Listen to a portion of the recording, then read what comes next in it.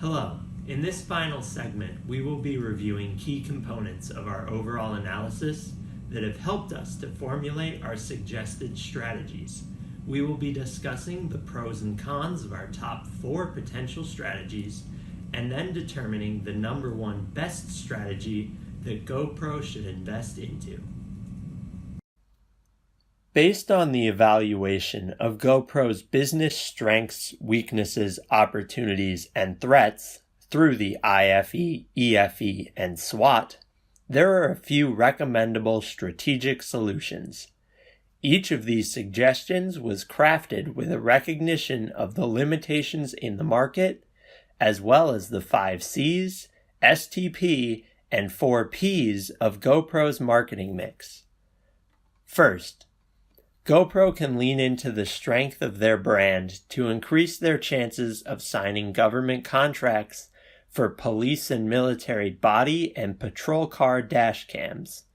Because their products are viewed as the premier offering in the market and have proven quality, durability, and trustworthiness, GoPro cameras would be viewed as a safe choice by any governmental purchase decision committee.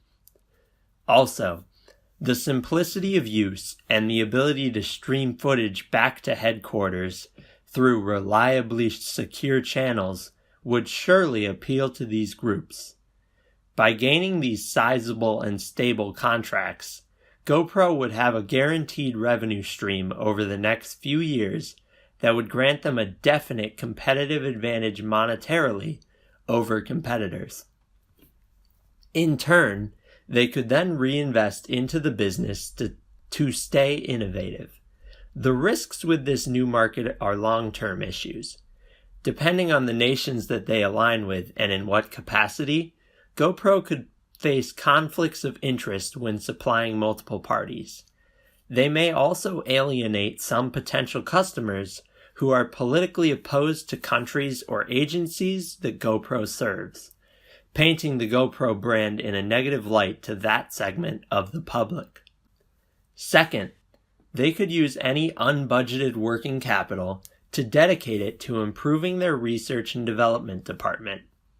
Their narrow product market will allow them to focus their research efforts compared to competitors. Key categories to develop into would be the growing markets surrounding trends with artificial intelligence and virtual reality technologies.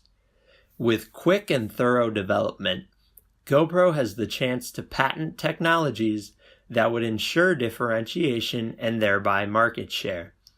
Unfortunately, research and development is time and capital intensive, and some larger brand competitors have superior resources to pour into the area if they recognize the same opportunities that GoPro sees. Third, they could continue their current advertising scheme with its mix of traditional and lifestyle marketing.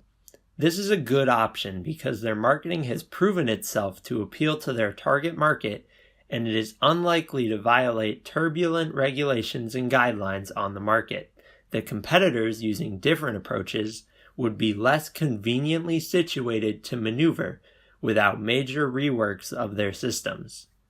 However, this could restrict imaginative content creation within the advertising unit, as the artists and screenwriters are afraid to alter the approach and risk violating complicated international restrictions.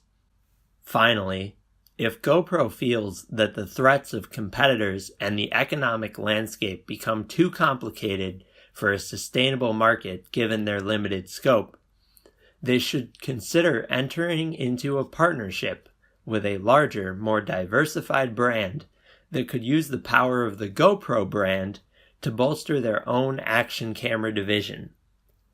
One potential partner could be Samsung, who has a wide portfolio that could eliminate many of the risks of an action camera market collapse. They would also have the available funding to invest more heavily into R&D, connect with unique supplier relationships that could grant GoPro special savings as a subsidiary, and/or perform internal component development, and overall economies of scale for reduced production costs. Of our options, the most overarching strategy would combine key elements of a few of these. First, we foresee the strongest growth potential through getting governments, militaries, and other applicable providers to sign contracts for cameras sourced and designed exclusively by GoPro. It would grant GoPro a guaranteed fixed revenue stream that would simplify budgeting. This cash flow could then be reinvested into R&D in various niches to provide new product features and benefits for both personal and contracted customers. Pursuing these contracts should also be accompanied by tasteful marketing that can inspire publicity and PR coverage on the issue that would further boost GoPro's brand equity through increased familiarity and product offering awareness.